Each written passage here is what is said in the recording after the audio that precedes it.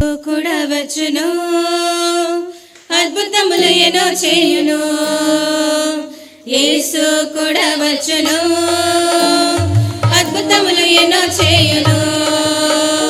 తందాన తనన తననా, తందాన తనన తననా, తందాన తనన తననా, తందాన తనన తననా.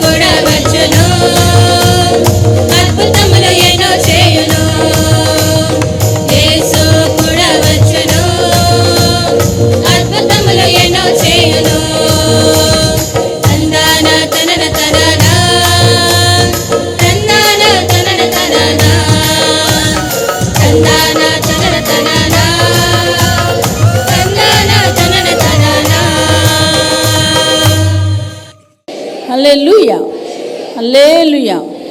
దేవునికి మహిమ కలుగును గాక. ప్రభునామమున మీ అందరికీ వందనాలు చెల్లిస్తున్నాను. ప్రకటన గ్రంథం చూసుకుందామండి. దేవుడు ఎంత గొప్ప దేవుడో, మనిషి ఎంత చిన్నవాడో. మనిషి పశ్చాత్తాపం కావాలని దేవుడు కోరుకుంటున్నాడు. పశ్చాత్తాపంతో ఆయన వెదకాలని. కాబట్టి అనేకులు సాగిలపడ్డారు దేవుని పాదాల దగ్గర. ఆయన కూడా మనిషి యొక్క కాలు పట్టుకున్నాడు. అంత గొప్ప దేవుడు కూడా అంత గొప్ప కార్యం మానవుడి పట్ల ప్రేమించి చేస్తున్నటువంటి దేవుడికి ఏమిచ్చినా మనం రుణం తీర్చుకోలేము. కాబట్టి ఈ మాటల ద్వారా మీరు ఆయన్ని ఆరాధించడానికి కానీ స్తుతించడానికి కానీ సాగిలపడడానికి చాలు. ఎంత చేసినా చాలం. కాబట్టి ఈ విషయాలు మన హృదయంలో ఉంచుకొని మనం దేవుడిని ఆరాధించాలి. ప్రకటన గ్రంథం చూసుకుందామండి. 14వ అధ్యాయం 7వ వచనం అందరం చదువుదాం. అందరమీ చదువుదాం. నిర్లక్ష్య స్వభావం తీసివేయండి, శ్రద్ధాభక్తి కలిగి ఉండండి. దేవుని వాక్యాన్ని మీ హృదయంలో ఉంచుకోండి, మీకు మేలు జరుగుతుంది. అందరం చదువుకుందామండి. 14వ అధ్యాయం 7వ వచనం. అతడు మీరు దేవునికి భయపడి ఆయనను మహిమపరచుడి. ఆయన తీర్పు తీర్చు గడియ వచ్చును గనుక ఆకాశమును భూమిని సముద్రమును జలధారలను కలగజేసిన వానికే నమస్కారం చేయడని గొప్ప స్వరముతో చెప్పాను. అతడంటే ఎవరు? యోహాను. దేవునికి మహిమ కలుగునుగాక. ఆయన ఏం చెప్తున్నట్టు, ఆయన తీర్పు తీరుస్తాడు. కాబట్టి మీరు ఎవరికి భయపడాలి? మీరు దేవునికి భయపడి ఆయనను మహిమపరచుడి. ఆయన తీర్పు తీర్చి గడియ వచ్చును గనుక ఆకాశమును భూమిని సముద్రమును జలధారలను కలగజేసిన వానికే నమస్కారం చేయడని గొప్ప స్వరముతో చెప్పాను. దేవునికి మహిమ కలుగునుగాక. అలాగ చెయ్యకపోతే మీరు నశించిపోతారు, మీరు పాడైపోతారు. మీరు పాడైపోవడం దేవుడికి ఇష్టం లేదు. ఆకాశాన్ని, భూమిని, జలధారల్ని కలగజేసిన వానికే, సముద్రమును కలగజేసిన వానికే నమస్కారం చేయండి. ఒకసారి నమస్కారం చేస్తారు ఆయనకి. చేతులు రెండు ఎత్తి చేయండి. దేవునికి మహిమ కలుగునుగాక. హల్లెలూయా, హల్లెలూయా. దేవుడు ఇక్కడ ఆ మాటలు చెప్తున్నారు. అయితే ఇక్కడ ఏం చేస్తున్నారు? వారు భయపడి కలగజేసిన వానికి నమస్కారం చేయడం. ఇంకెక్కడ ఆధారం అనేది, ఆశ్రయం అనేది ఇంకేదో ఇంకోటి ఉన్నదని అనుకుంటే లేనే లేదు. మనుషుల్లో లేదు, జంతువులో లేదు, రాజుల్లో లేదు, అధికారులో లేదు, లేకపోతే ఇంటి వారిలో లేదు, పక్కోళ్ళ వాళ్ళు, ఈ పక్కోళ్ళ వాళ్ళు లేదు, స్నేహితుల వాళ్ళు లేదు, ఎక్కడా లేదు. కానీ ఇక్కడ ఉన్నది. కాబట్టి ఇక్కడ ఏం చెప్తున్నారు ఆయన? ఆకాశాన్ని భూమిని కలగజేసిన మీరు దేవునికి భయపడి ఆయనను మహిమపరచుడి. ఆయన తీర్పు తీర్చు గడియ వచ్చును గనుక ఆకాశమును భూమిని సముద్రమును జలధారలను కలగజేసిన వానికి నమస్కారం చేయడని గొప్ప స్వరంతో చెప్పాను. దేవుడు మనల్ని ప్రేమిస్తున్నాడు, మనిషిని ప్రేమిస్తున్నాడు. దేవుడు సృష్టి యావత్తును ప్రేమించలేదు. ఆయన మన కోసం చేశాడు. ముందు ఒక ఇల్లు కట్టుకుంటే ఏం చేస్తామో అన్నీ రెడీ చేసుకొని, ఇంట్లోకి ఏం కావాలో అవన్నీ కూర్చుకొని, ఇల్లంతా అయిపోయాక ఇంట్లోకి ఏం కావాలో అన్నీ అయిన తర్వాత మనుషులు అందులోకి వెళ్తారు. అలాగే భూమి ఆకాశాలు చేసి, ఆకాశ నక్షత్రాల్ని, సూర్యచంద్ర నక్షత్రాల్ని చేసి, మన ఈ భూమి అంతా తయారు చేసి తినడానికి, ఉండడానికి అన్నీ చేసి అప్పుడు మనిషిని చేశాడు దేవుడు. అంటే ప్రేమిస్తున్నాడు. ఒక ఇంట్లోకి వెళ్ళాలంటే ఎంతో ప్రయాసపడి కట్టుకున్న ఇంట్లోకి వెళ్ళాలంటే ఎంతో ప్రయాసపడతాం. దేవుడు కూడా 6 రోజులు ఆ పని చేసి 6వ రోజుని 5 రోజులు చేసి 6వ రోజుని మనిషిని చేసి, మీరు నన్ను స్తుతించండి, నన్ను ఆరాధించండి అని 7వ దినాన్ని ప్రత్యేకించబచ్చాడు. దేవునికి మహిమ కలుగునుగాక. హల్లెలూయా. కానీ మనిషి ఎంతవరకు ఆరాధిస్తున్నాడు? ఎంతమంది భయంకరంగా దూషిస్తారు, వినలేము. ఒక మాట వస్తే చాలు మేము వెంటనే కట్టేస్తాం. ఎంత భయం వేస్తుందో ఆ మాటలకి. ఆయన ఎక్కడా, వీళ్ళెక్కడా. బైబిల్లో చాలా మాటలు రాయబడదు. గాలి విసిరితే మనిషి ఉండడట. అంత భయంకరమైన మాటలు రాశాడు. అయితే అయినా ఆయన ఏం చేస్తున్నాడు? మానవుడు తక్కువ వాడనట కనికరించి వదిలేస్తున్నాడట. అంత గొప్ప దేవుడిని కలిగి ఉన్నాం. కాబట్టి దేన్ని లక్ష్య పెట్టకూడదు. భూమి మీద మనుషులు కానీ, దేన్ని కానీ, అధికారాలు కానీ, రాజ్యాలు కానీ దేన్ని లక్ష్య పెట్టకూడదు. కానీ దేవుడే చెప్పాడు కొన్ని, మీరు ఇలా చెయ్యండి అని. అలా చేసుకోవాలి. దేవునికి మహిమ కలుగునుగాక. హల్లెలూయా, హల్లెలూయా. ఇక్కడ చూసుకుందామండి. లూకా సువార్త 7వ అధ్యాయం 37-38 వచనాలు. ఆ ఊరిలో ఉన్న పాపాత్మురాలైన ఒక స్త్రీ యేసు పరిసయ్యుని ఇంటికి భోజనమున కూర్చున్నాడని తెలుసుకొని ఒక బుడ్డిలో అత్తరు తీసుకుని వచ్చి వెనుక తట్టు ఆయన పాదముల యొద్ద నిలువబడి ఏడ్చుచు కన్నీళ్లతో ఆయన పాదములను తడిపి తన తల వెంట్రుకలతో తుడిచి ఆయన పాదములను ముద్దు పెట్టుకొనెను. ఆ అత్తరు వాటికి పూసెను. దేవునికి మహిమ కలుగునుగాక. హల్లెలూయా, హల్లెలూయా. ఇక్కడ ఈవిడి రాళ్లతో కొట్టబడినటువంటి ఒక స్త్రీని చూసింది. వాళ్ళందరూ కొట్టడానికి వస్తున్నారు. కానీ యేసు ప్రభు వారి పాదాల మీద ఎప్పుడైతే ఆ స్త్రీ పడ్డాదో అప్పుడు ఆయన ఓ మాట చెప్పారు, మీలో తప్పు చేయలేని వాడు వచ్చి మొదట రాయి వెయ్యండి అని. భూమిలో వాళ్ళ పాపాలు రాసి చూపిస్తుంటే పారిపోయే రాళ్ళు వదిలేసి ఆ దృశ్యాన్ని ఈ స్త్రీ చూసింది. దేవునికి మహిమ కలుగునుగాక. హల్లెలూయా. ఎత్తైన స్థలంలో ఉండి ఈ స్త్రీ చూసి ఈయన దేవుడు ఈయనకి ఏది చేసినా సరే నిజానికి ఏం చేస్తారు వాళ్ళు? ఆ స్త్రీలు దాక్కుంటారు, బయట కనబడరు, పగలు కనబడరు.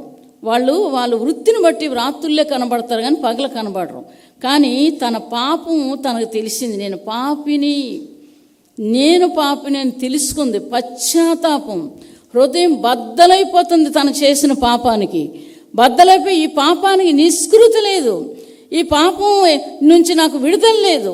అటువంటి మనస్తత్వంతో, మనస్సాక్షితో ఆవిడ ఏం చేస్తుందంటే కన్నీళ్లతో నిండిపోయినటువంటి వ్యక్తి అక్కడ కూర్చొని వెతుకుతూ అక్కడ ఉన్నారని తెలుసుకొని ఏం చేసింది? విలువైన అత్తరు తీసుకొచ్చింది. ఎవరికైనా ఏంటండి, స్త్రీకి ఏంటండి, తల వెంట్రుకలు ఘనమని రాయబడ్డది. తర్వాత ఎవరు ముద్దు పెట్టుకుంటారు మనకు తెలుసు. అయితే ఇక్కడ ఏం చేసింది? సృష్టికర్త దిగిపోయింది, పూర్తిగా దిగిపోయి పాదాలను ముద్దు పెట్టుకుంటుంది. దేవునికి మహిమ కలుగునుగాక. హల్లెలూయా, హల్లెలూయా. విస్తారమైన నీ పాపాలు క్షమించబడ్డాయని యేసుప్రభువు వారు, అమ్మ నీ ఇంటికి నువ్వు సమాధానం కలిగి వెళ్ళమని చివరి మాటల్లో రాసి ఉంటాయి. దేవునికి మహిమ కలుగునుగాక. పాపం చేసిన వ్యక్తులు ఆ విధమైనటువంటి జీవితం, తగ్గిపోవడం, పాపాన్ని ఒప్పుకోవడం, విడిచిపెట్టడం, ప్రభు పాదాలు ముద్దు పెట్టుకోవడం. ఏం చేసింది? ముద్దు పెట్టుకుంది, ఏడుస్తూ ముద్దు పెట్టుకుంది. అంతా తగ్గించేసుకుంది, మొత్తం అందం పోయింది. తర్వాత తన ఐశ్వర్యం ఉందేమో అది పోయింది. అంతా కూడా ఏం చేసింది? ఇవి నాకొద్దు అనుకుంది. దేవుడే నాకు కావాలనుకొని సరైన స్థలంలో సరైన పని చేసింది. అటువంటి మనుషుల్ని దేవుడు ఇష్టపడతాడు. ఇంకా పాపంలో కొనసాగుతారు కొంతమంది. ఏంటంటే పాపాలు మానడానికి ఒప్పుకోరు, కుట్రలు కుయుక్తులు చేస్తారు. అదే వృత్తిలో ఉండి కూడా అటువంటి పనులు చేసిన వాళ్ళు ఎంతోమందిని నాకు తెలుసు. దేవునికి మహిమ కలుగునుగాక. ఎంతోమంది ఒప్పుకొని విడిచిపెట్టిన వాళ్ళు కూడా నాకు తెలుసు. మేము రాజమానపాలెంలో ఉన్నప్పుడు మేము సంఘాన్ని నడిపిస్తున్నాను, వాక్యం చెప్తున్నాను. ఆ రోజు ఒక స్త్రీ పశ్చాత్తాపం పడింది, చాలా పశ్చాత్తాపం పడి అందరూ ఉంటుండగా ఇలాగంటుంది, నేను పాపం చేశాను, ప్రతి పైసాకు కూడా నేను పాపం చేశానని పెద్ద నోటుతో ఒప్పుకొని విడిచిపెట్టింది. కొంతమంది చానాలు కూడా ఆవిడని చాలా అపహసించారు. అప్పుడు అపహసించిన వాళ్ళందరితో చెప్పాను ఇదే వాక్యము. చూడండి ఈవిడ ఏం చేసిందో, ఈవిడ యేసు ప్రభు క్షమించారు, మీరెవరు అపహాస్యం చేయటానికి, ఇది తప్పు కదా అని అన్నప్పుడు వాళ్ళు మానేశారు. దేవునికి మహిమ కలుగునుగాక. అటువంటి పశ్చాత్తాపం ఉండాలి, అది దేవుడిచ్చింది అది. కాబట్టి అంతవరకు ఎవరు ఉండగలిగారు? అటువంటి వాళ్ళే యేసు ప్రభు దగ్గర ఉండగలిగారు. మొట్టమొదట స్త్రీ ఎవరు? యేసు ప్రభు వారు చనిపోయి తిరిగి లేవగానే ఇంకా తండ్రి దగ్గరికి వెళ్ళకముందే స్త్రీ కనబడ్డది. ఆవిడ ఏడుస్తుంది ఆయన దగ్గర. ఆయన ఎప్పుడైతే తీసుకొని వెళ్ళారో కొట్టి, ఎప్పుడైతే ఆ జైలుకి తీసుకెళ్తున్నారో, ఎక్కడికి వెళ్తే అక్కడ పడి ఆయన దగ్గరే పడి ఉంది. అన్నం మానేసింది, నీళ్ళు కార్చడం, కన్నీళ్ళు కార్చడం నేర్చుకుంది. ఇటువంటి వ్యక్తిగా, ఇటువంటి దేవుడుగా ఈ మరణం, ఈ యొక్క సిలువ మరణం, ఈ దెబ్బలు, ఈ అవమానాలు, ఇటువంటి వ్యక్తి కానీ జైలుకి తిరుగుతూ ఏడుస్తూ ఆఖరికి చనిపోయి తిరిగి లేచిందాక కూడా అక్కడే ఉన్న ఆ మహాత్మురాలే అనాలి. దేవునికి మహిమ కలుగునుగాక. హల్లెలూయా, హల్లెలూయా. కాబట్టి మొట్టమొదట దర్శనము ఆవిడే పొందుకున్నది. 20 చూద్దామండి, యోహాను సువార్త. మొట్టమొదటి దర్శనం ఆవిడ పొందుకుంది. అటువంటి భాగ్యవంతురాలే అని నేను అంటాను ఆవిడ్ని. కొనసాగించిన వాళ్ళు భాగ్యవంతులు కాదు, ఒప్పుకొని విడిచిపెట్టడం నేర్చుకోవాలి. అమ్మ ఎందుకు ఏడ్చుచున్నావు, ఎవరిని వెతుకుచున్నావు అని ఆమెను అడుగగా, ఆయన తోటమాలి అనుకుని, అయ్యా నీవు ఆయనను మోసుకొని పోయిన ఎడల ఆయనను ఎక్కడ ఉంచుతావో నాతో చెప్పుము, నేను ఆయన ఎత్తుకొని పోదునని చెప్పాను. యేసు ఆమెను చూచి మరియా అని పిలిచాను. ఆమె ఆయన వైపు తిరిగి ఆయనను హెబ్రీ భాషలో రబ్బూని అని పిలిచాను. ఆ మాటకు బోధకుడని అర్థం. యేసు ఆమెతో, నేనింకనూ తండ్రి యొద్దకు ఎక్కిపోలేదు గనుక నన్ను ముట్టుకొనవద్దు. అయితే నా సహోదరుల యొద్దకు వెళ్ళి నా తండ్రియు మీ తండ్రియు, నా దేవుడును మీ దేవుడునైన వాని యొద్దకు ఎక్కిపోచున్నానని వారితో చెప్పుము. మగ్దలేని మరియ వచ్చి, నేను ప్రభువుని చూచి తిని ఆయన నాతో ఈ మాటలు చెప్పిన నీ శిష్యులకు తెలియజేసెను. దేవునికి మహిమ కలుగునుగాక. పునరుద్ధానుడై ఏంటండి, ఎవ్వరూ చూడలేదు అక్కడ. చూసారండి, యేసు ప్రభువారిని సిలువేసినప్పుడు చాలామంది పారిపోయారు, శిష్యులు పారిపోయారు. మగవాళ్ళు అన్ని వాళ్ళు లేరు అక్కడ, ఆడవాళ్ళే అక్కడ ఉన్నారు. ఒక్క యోహాన్ తప్ప ప్రతి మగవాళ్ళు కూడా పారిపోయారు యేసు ప్రభువుని సిలువేసినప్పుడు. మమ్మల్ని కూడా ఇలా వేసేస్తారండి. కానీ ఈ స్త్రీ ఏం చెప్తుంది, ఎందుకు ఏడుస్తున్నావు అని అడుగుతున్నారంటే, ఆ ఏడుపు ఏం చేసింది, దేవుణ్ణి సృష్టికర్తను అక్కడ ఆపేసింది. పాపాన్ని ఒప్పుకొని విడిచిపెట్టిన స్త్రీ కొనసాగించలేదు పాపంలో. పాపాన్ని ఒప్పుకొని విడిచిపెట్టి ఆయన వెంబడించిన స్త్రీ కాబట్టి ఆవిడ పుణ్యాత్మురాలు, మహాత్మురాలనే అనాలి. ఆవిడని గనపరచాలే. దేవునికి మహిమ కలుగునుగాక. ఇంకా కొనసాగిస్తున్నారు. భయంకరమైనటువంటి మారణకాండాలు చేస్తున్నారు. ఇంకా పాపంలోనే ఉన్నారు. ఇటువంటి వాళ్ళు మనుషులు కాదు, మృగాలు కాదు, కానీ దేవుని దృష్టిలో క్రూరమైనటువంటి వాళ్ళు. దేవుడు వదలడు వాళ్ళని. దేవుని వాక్యం ఏం చెప్తుంది, మీకంట ముందుగా వేశ్యలను సుంకర్లను పరలోకం వెళ్ళిపోతారని చెప్పబడిన మాట ఈవిడికి వర్తిస్తుంది. దేవునికి మహిమ కలుగునుగాక. హల్లెలూయా. పాపాన్ని ఒప్పుకొని విడిచిపెట్టి ఆయన ఎంత గొప్ప దేవుడో తెలుసుకోవడం నేర్చుకోవాలి. మనిషిని ఎంత ప్రేమిస్తున్నాడో నేర్చుకోవాలి. ఈనాడు డబ్బు ప్రేమిస్తున్నారు, ధనాన్ని ప్రేమిస్తున్నారు, అధికారంలో ఉన్న వాళ్ళు ప్రేమిస్తున్నారు, రాజకీయాలు ప్రేమిస్తున్నారు, ఇంకా గొప్ప గొప్ప మనుషులు వెతుక్కుంటూ వెళ్తున్నారు. అది దేవుణ్ణి ప్రేమించే మనుషుల లక్షణాలు కానే కావు. కానీ ఈవిడెవరిని వెతికింది, యేసు ప్రభువుని వెతికింది. అలాంటి జీవితాల కొరకట ఏం చేస్తున్నాడు దేవుడు, యథార్థవంతుల్ని బలపరచుటకై యెహోవా కన్ను సంచారం చేస్తుంది. దిన వృత్తాంతాలు 9వ అధ్యాయంలో మాటలు రాయబడ్డాయి. యథార్థవంతుల్ని బలపరచుటకై యెహోవా కన్ను సంచారం చేసి ఈనాడు ప్రార్థన ఆలకించి ఇన్ని కార్యాలు చేయడానికి కారణం ఏంటంటే యథార్థవంతుల్ని బలపరుస్తున్నాడు. అది అర్థం చేసుకోవాలి. మన ప్రార్థన ఆలకిస్తున్నాడు, దేవుడు మనకు సహాయం చేస్తున్నాడు. అయితే నేను యథార్థంగా ఉన్నాను, నేను చెప్తాను, నేను యథార్థవంతురాల్ని, నేను నీతిమంతురాల్ని, నేను పరిశుద్ధురాల్ని, నేను చెప్పగలను, నేను చెప్తాను ధైర్యంగా అన్న మనస్తత్వంతో ధైర్యంతో జీవించితే మీ ప్రార్థనకి దేవుడు జవాబిస్తాడు. దేవునికి మహిమ కలుగునుగాక. హల్లెలూయా. ప్రకటన గ్రంథం చూసుకుందామండి, 4వ అధ్యాయం. ఆయన ఎంత గొప్ప దేవుడు. 15-16 వచనాలు. ఆయన ఎటువంటి వాడో యోహాను చెప్తున్నాడు. ఇక్కడికి రామని చెప్పిన దేవుడు ఎక్కడికి రమ్మన్నాడు, పరలోకానికి వచ్చి నువ్వు వ్రాయు, ఇక్కడ వ్రాయమని చెప్పిన దేవుడు అతని రూపాన్ని చూసి ఇక్కడ యోహాను రాసిన, ఆయన తల వెంట్రుకలను తెల్లని ఉన్నిని పోలినవై హిమమంత ధవలముగా ఉండెను. ఆయన నేత్రములు అగ్ని జ్వాలల వలె ఉండెను. ఆయన పాదములు కొలిమిలో పుటము వేయబడి మెరీచున్న అపరంజితో సమానమై ఉండెను. ఆయన కంఠస్వరము విస్తార జల ప్రవాహముల వలె ధ్వని వలె ఉండెను. ఆయన తన కుడి చేత 7 నక్షత్రములు పట్టుకొని ఉండెను. ఆయన నోటి నుండి 2 అంచులు గల వాడి అయిన ఖడ్గం ఒకటి బయలువెడుచుండెను. ఆయన ముఖము మహా తేజస్సుతో ప్రకాశించుచున్న సూర్యుని వలె ఉండెను. నేను ఆయనను చూడగానే చచ్చిన వాని వలె ఆయన పాదముల యొద్ద పడి తిని. ఎవరు? యోహాను చెప్తున్న మాటలు ఇవి. ఆయన చూడగానే చచ్చిన వాని వలె. యోహాను ఎటువంటి వాడండి? నిజంగా కరెక్ట్గా జీవిస్తున్నటువంటి వ్యక్తి.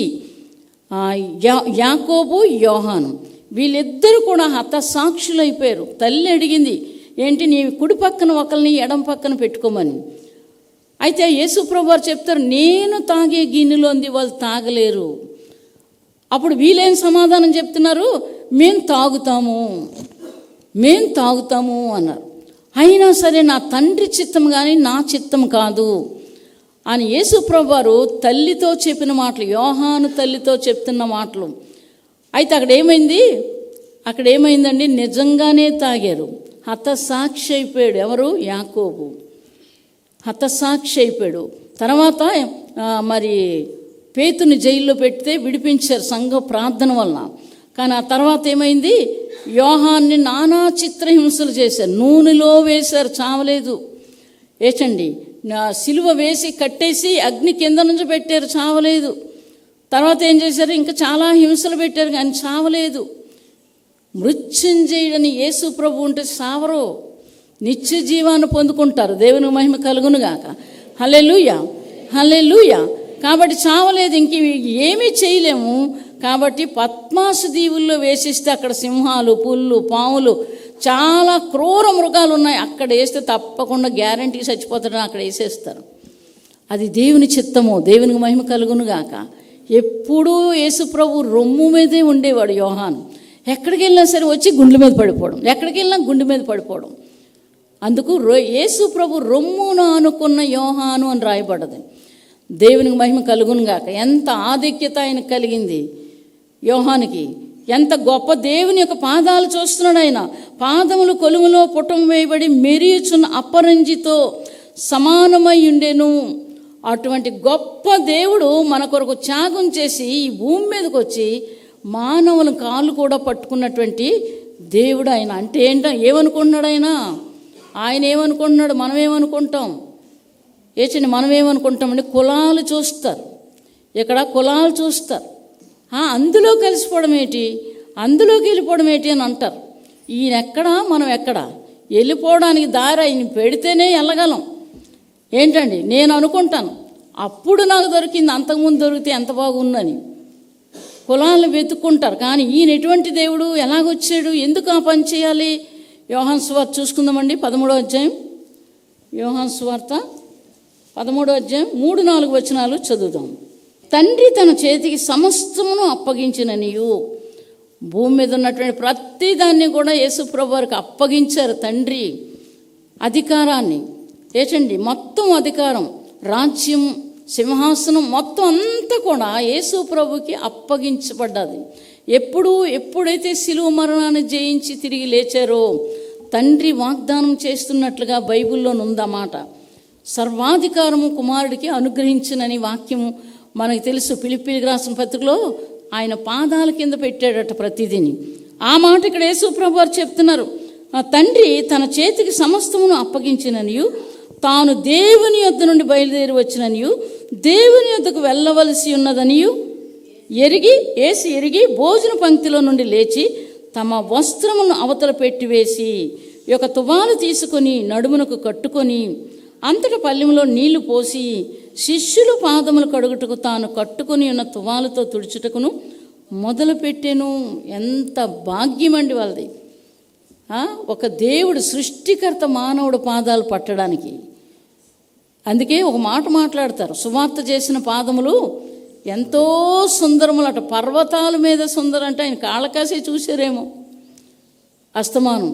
నా కోసం నా కుమారుడు సువార్త చేయడానికి వెళ్తున్నాడు, నా కోసం నా కుమారుడు సువార్త నా కుమార్తె సువార్తకి వెళ్తుంది. కాళ్ళ కాసి చూసేవారేమో తెలియదు కానీ చాలా చోట్ల ఈ కాళ్ళ గురించి చెప్పబడ్డాయి. సియోను సువార్త ప్రకటించుచున్నదానా, బలముగా ప్రకటించు. యెషయా గ్రంథంలో మాటలుంటాయి, బలముగా ప్రకటించు. అందుకే సుందరములై ఉన్నవి సువార్త ప్రకటిస్తున్న పాదములట, సుందరమట.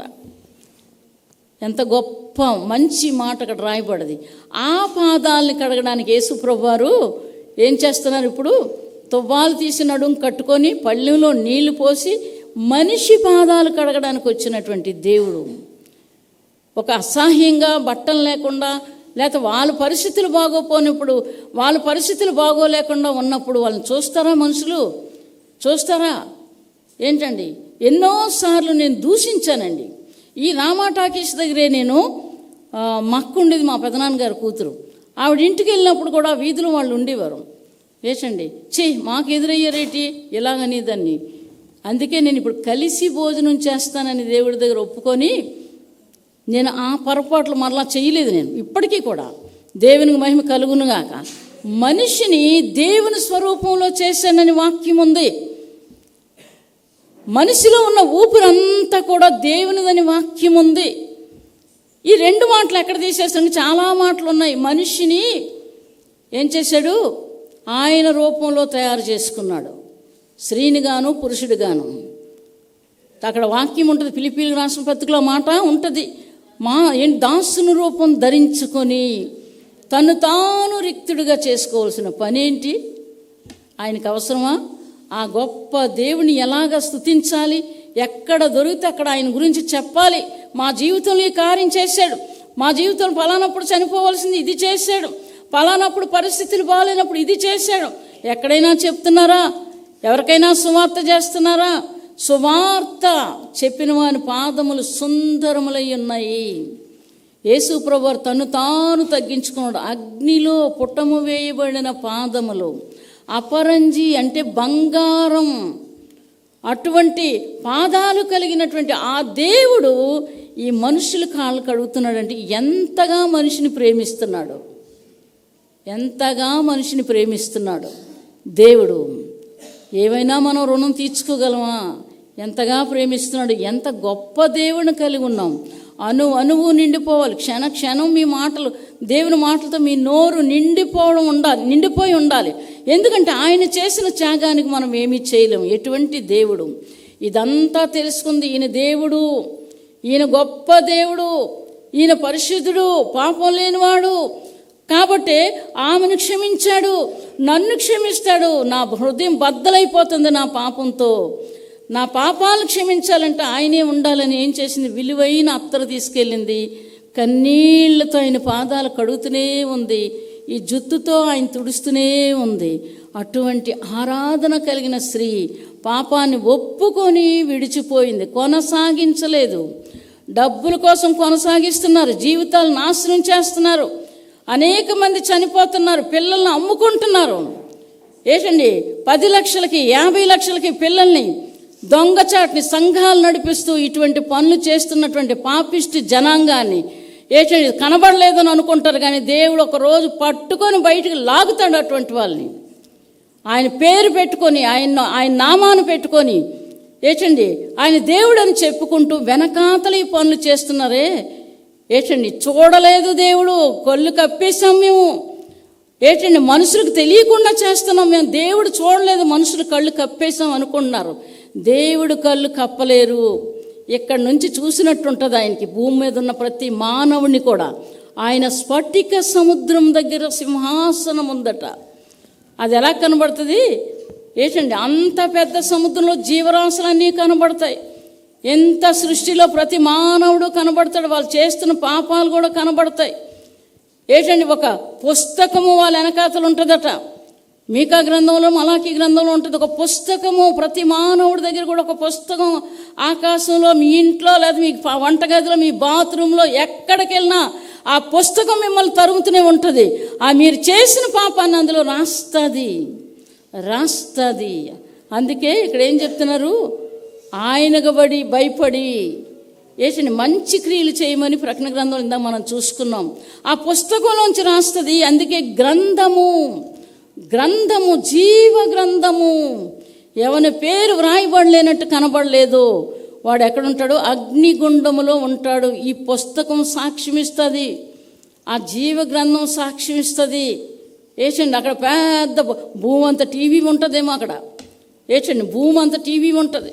వీళ్ళు చేసినవన్నీ కనబడతాయి. మాకొద్దు దేవుడు వద్దు, అగ్నిలోకి వెళ్ళిపోతాం, మాకు అర్హత లేదు ఇక్కడ ఉండడానికి, మేము దానికి అర్హులు అని పారిపోయి అగ్నిలో పడిపోతారు. ఆ జీవితం కోసం దేవుడు రాలేదు. అక్కడ ఉండకూడదు, నువ్వు సింహాసనం దగ్గర ఉండాలని ఆయన కిందకి దిగిపోయి ఆయన గుణలక్షణాలన్నీ కూడా నీకు చూపిస్తున్నాడు. నేను ఎలాగ జీవించాను, ఇదిగో మనుషులు కాళ్ళు కడుగుతున్నాను. నేను ఎలాగ జీవించాను, ఇదిగో ఆకలి అయితే అన్నం పెట్టాను. నేను ఎలాగ జీవించాను, ఇదిగో రోగం అంటే నేను బాగు చేశాను. ఇదిగో చనిపోయిన వాడిని లేపాను. నేను సృష్టికర్తని, నా తండ్రి గొప్పవాడు. నా తండ్రి దగ్గర నేర్చుకొని మీకు చెప్తున్నాను. ఈ మాటలు అందరూ తృణీకరించారు. ఈ మాటల్లో తప్పేముంది? తప్పు ఏమి కనబడుతుంది ఆయన సిలువేయటానికి? కానీ దేవుడు అలాగ జరగకపోతే మనకు రక్షణ లేదు. కాబట్టి ఆ మహాదేవుడు తన కుమారుని లోకానికి పంపించాడు. దేవునికి మహిమ కలుగునుగాక. నాలాగా మీరు బ్రతకండి, నాలాగా జీవించండి, నన్ను పోలి నడుచుకోండి అని చెప్పిన దేవుని మాటల కొరకు ఆయన ఏం చేశాడు? శిష్యులు కాలు కడుగుతున్నాడు. అపరంజి పాదములు కలిగిన వాడు. ఏంటండి, కోటి సూర్యులు తేజస్సు కలిగిన వాడట. ఆ గొప్ప దేవుణ్ణి, ఆ యేసయ్య అనడానికి కూడా అర్హత లేని మనుషులు మనం. అయితే ఆయన అర్హతను ఇచ్చాడు. ఎప్పుడైతే పాపాన్ని క్షమించమని అడిగి ఒప్పుకొని విడిచిపెట్టేస్తారో ఆయన కుమారుడైపోయి ఆయన గుండెల మీద అత్తుకుంటున్నాడు ఆయన. దేవునికి మహిమ కలుగునుగాక. ఆ మంచి దేవుడికి చప్పట్లు కొడదామని ఒకసారి. హల్లెలూయా, హల్లెలూయా, హల్లెలూయా, హల్లెలూయా, హల్లెలూయా. ఈ గొప్ప దేవుడు కాళ్ళు పట్టుకునేలాగా మనం చెయ్యాలి. దేవునికి మహిమ కలుగునుగాక. ఆయన అర్హుడు, ఆయన అర్హుడు. కాబట్టి ఈ విషయంలో మనం జాగ్రత్త తీసుకోవాలి. దానియేలు గ్రంథం చూసుకుందామండి. 6వ అధ్యాయం 9, 10, 11 వచనాలు. ఎంత చక్కగా హత్తుకొని దేవుడు ఉన్నాడు దానియేలు, ఎంత చక్కగా హత్తుకొని ఉన్నాడు దానియేలు. ఇక్కడ ఏం ఇట్టి శాసనము ఏం చేస్తారు ఇప్పుడు? అమ్మో, ఆ వాళ్ళు వచ్చేస్తున్నారని RSS వాళ్ళు వస్తున్నారు, మాట్లాడకన్నాడు. ఏడు చేస్తారు. మీ చేతిలోని ఆయన ప్రాణం ఉంది. ఒకవేళ చంపేస్తే ఆయన దగ్గరికి వెళ్ళిపోతాం. అలాగ అనుకోరు. చావనివ్వడం. కానీ ఆయన జీవింప చేసే దేవుడు ఆయన. ఇట్టి శాసనము సంతకము చేయబడిన దానియేలు తెలుసుకునేను.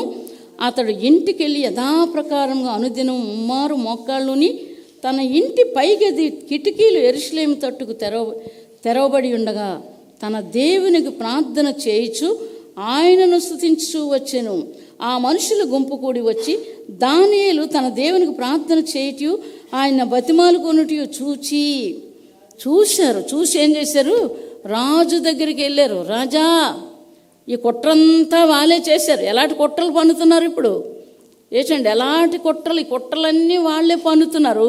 వాళ్ళే మళ్ళీ ఏం చేశారు? రాజు చేత ఒప్పించి, రాజు చేత ఈ యొక్క శాసనాలని పుట్టించి, రాజు చేత సంతకం పెట్టించి కుట్రలు పన్నిన వాళ్ళు అక్కడ ఉన్నటువంటి రాజు సముఖమునికి వచ్చి శాసన విషయమే బట్టి రాజా అది వాళ్ళు ఎవరో అయితే ఇక్కడ రాసింది పై వచనాల్లోని.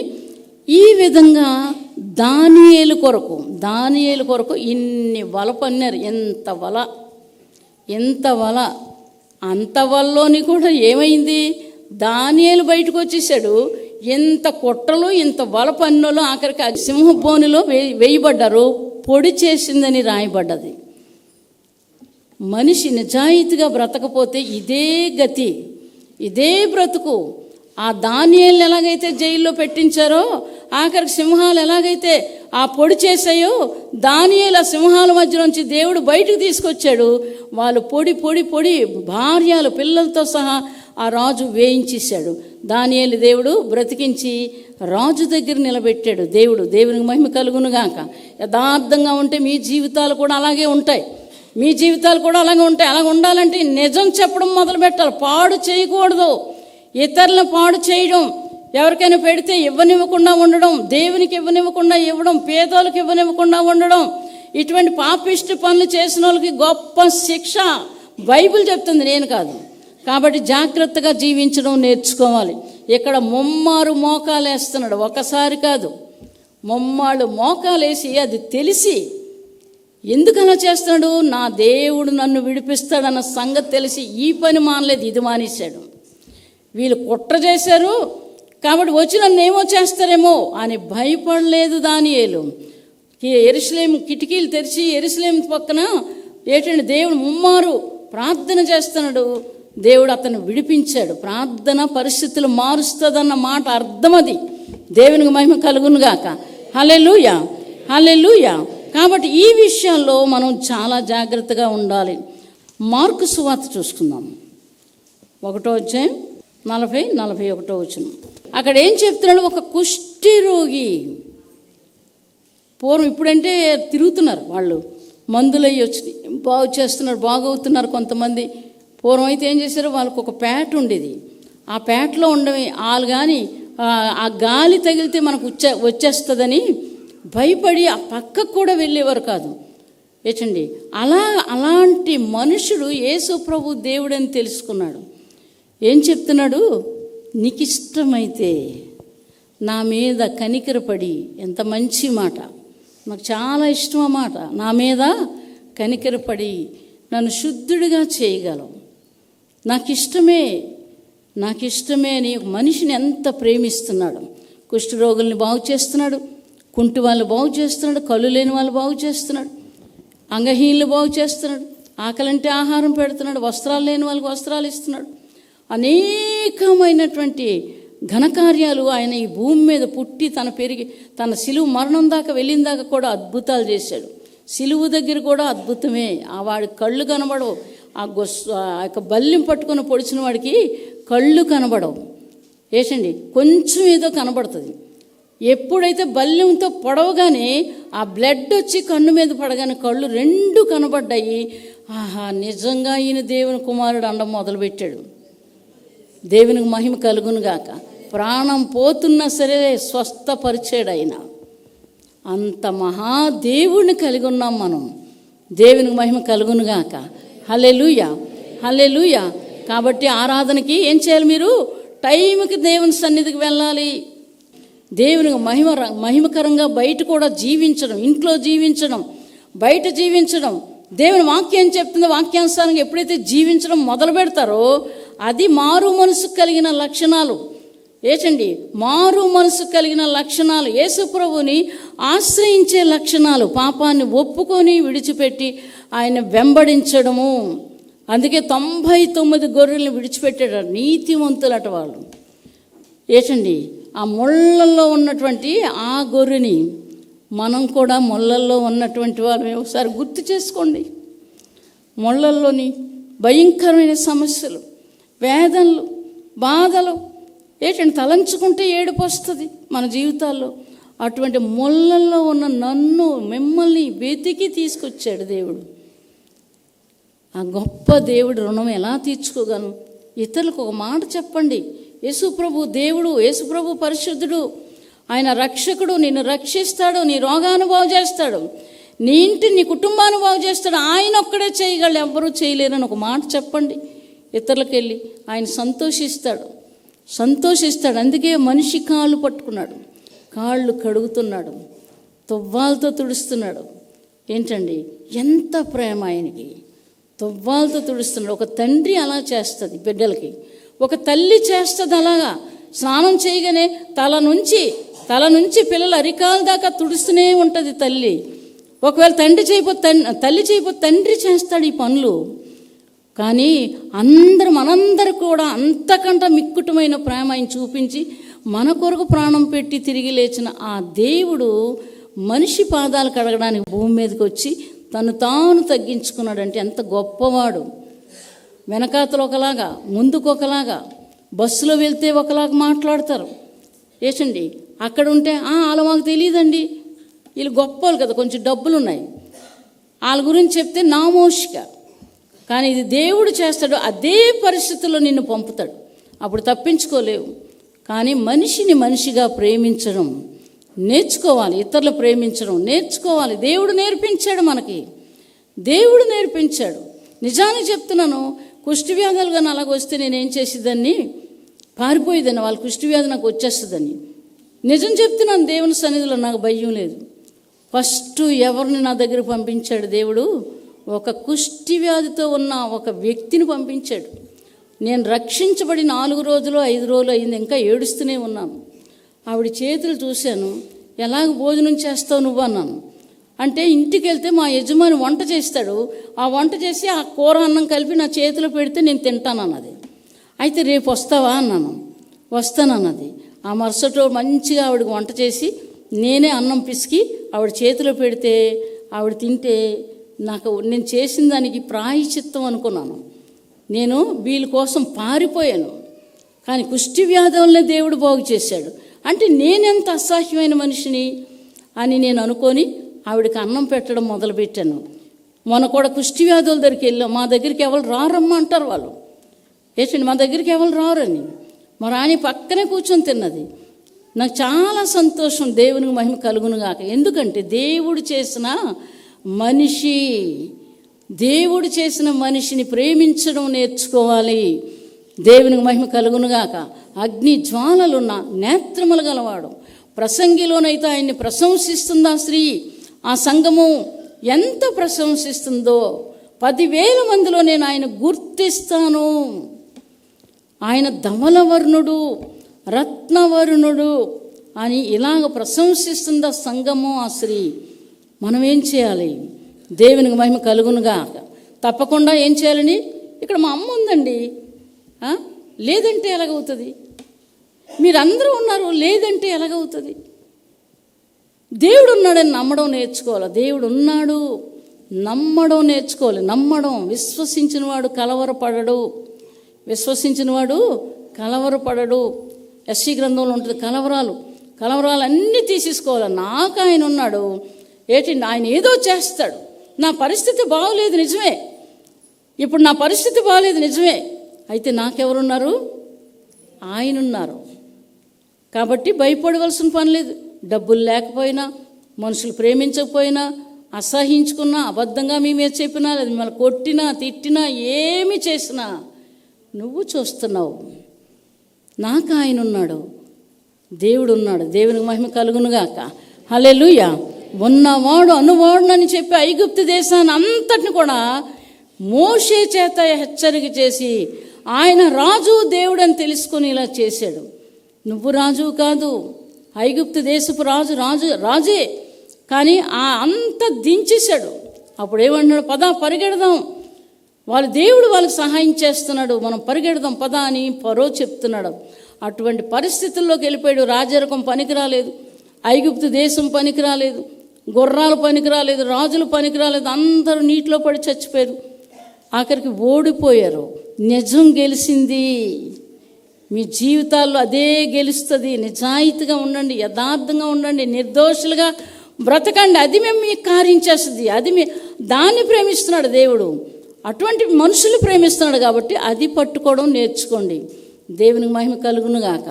దేవుడి మాటలు దీవించునుగాక. ప్రార్థన చేసుకుందామండి.